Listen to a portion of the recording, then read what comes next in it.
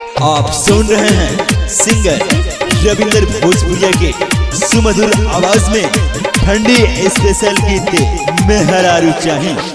Picnic मनावे खट्टी दारू चाहिए, पिकनिक मनावे खट्टी दारू चाहिए। बड़ी लागत डीजे, बड़ी लागत डीजे, बड़ी लागत डीजे में हजारू चाहिए, बड़ी लागत डीजे में हजारू चाहिए।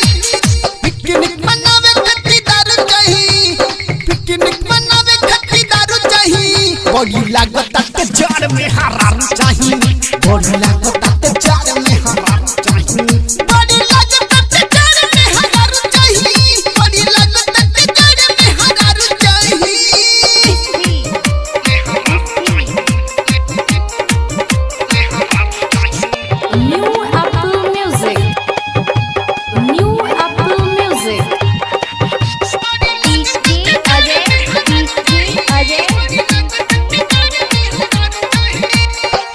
कई साल बीत गइल बानी खरा कटल, अभी तल एक गो लोई की न पटल।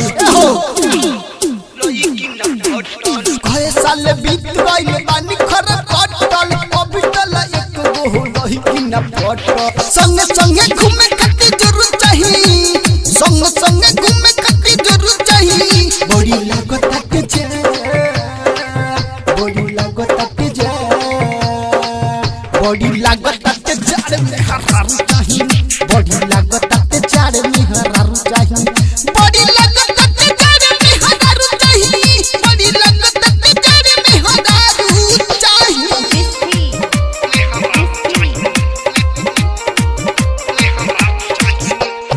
New Apple Music, New Apple Music।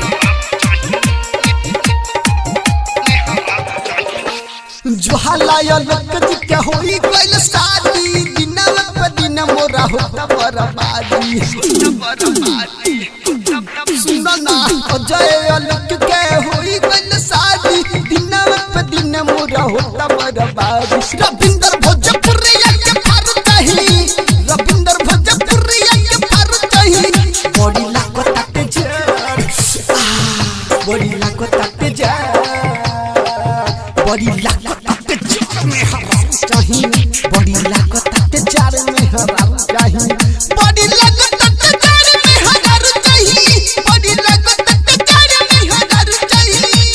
Picnic मनावे खट्टी दारू चाहिए, पिकनिक मनावे खट्टी दारू चाहिए। बड़ी लागत चार में हरारू चाहिए, बड़ी लागत चार